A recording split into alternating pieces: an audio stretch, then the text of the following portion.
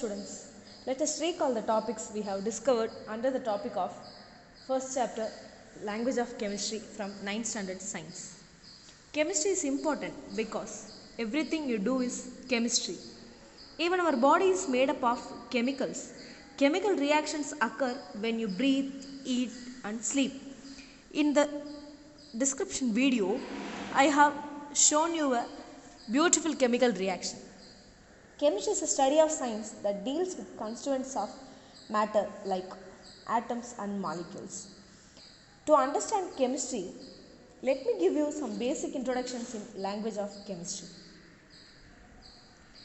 In second slide, you can see the symbols of various atoms. A symbol is the one which represents the short form of an element. For example, hydrogen can be written as H. This symbol makes it easier to write a chemical reaction. In the same slide, you can see some symbols of several atoms. Hydrogen, H, the symbol for beryllium is Be, the symbol for boron is B.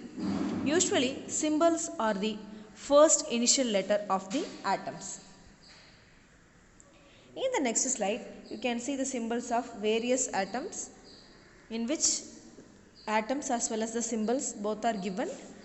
When you look into the third slide, you can see some of the symbols which are not derived from its initial letter.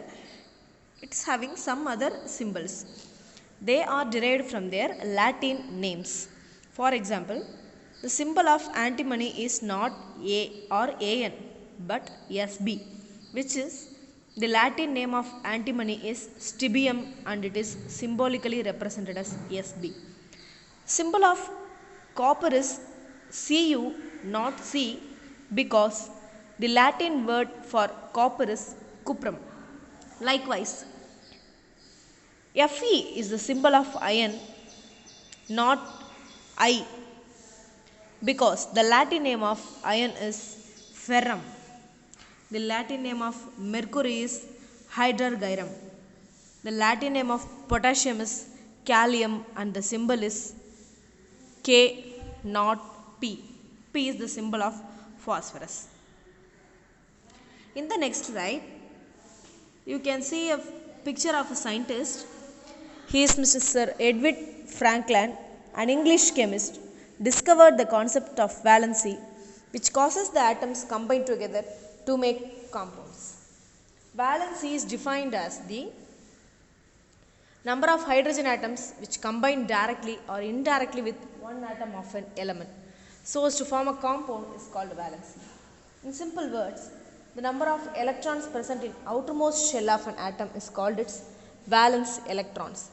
In the same slide, you can see the atomic structure of potassium. In that, the outermost shell contains one electron and that one electron is known as valence electron. Only these valence electrons are transferred, donated or shared to other atoms to form a new bond.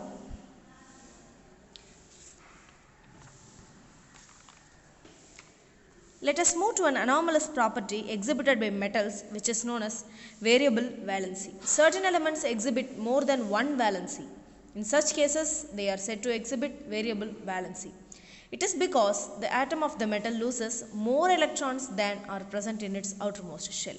Some elements differ in their capacity to combine with other elements depending on the nature of reactions. This property is also called variable valency. For example, an atom of iron has only 2 electrons in its valence shell. If those 2 electrons were donated, it has a valency of 2+.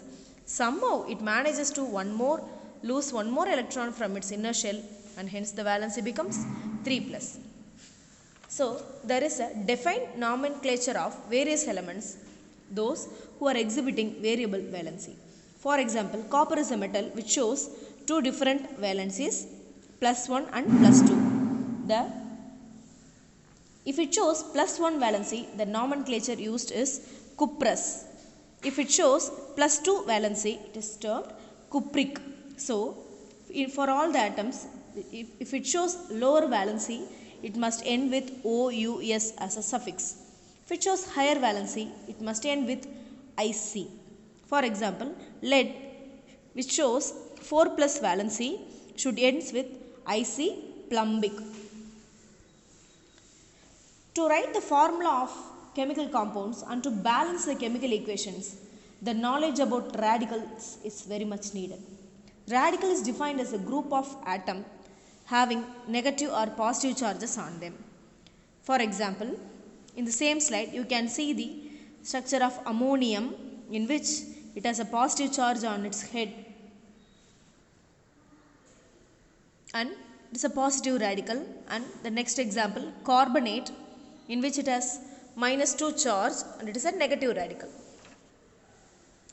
In this slide you can see this symbol and formula of the various ions or radicals which are exhibiting variable valencies also. This is the valency chart for negative radicals, where the valency is from 1, 2 and 3. The next slide will give you the information about the valencies of positive radicals. In the final slide you can see the symbols and formula for the ions or radicals which are exhibiting variable valencies also. These valency charts are very important to balance any chemical equation or to write any chemical formula of a compound. With this we have reached the end of this PPT session. Do the self-assessment and follow the upcoming classes. Thank you, children.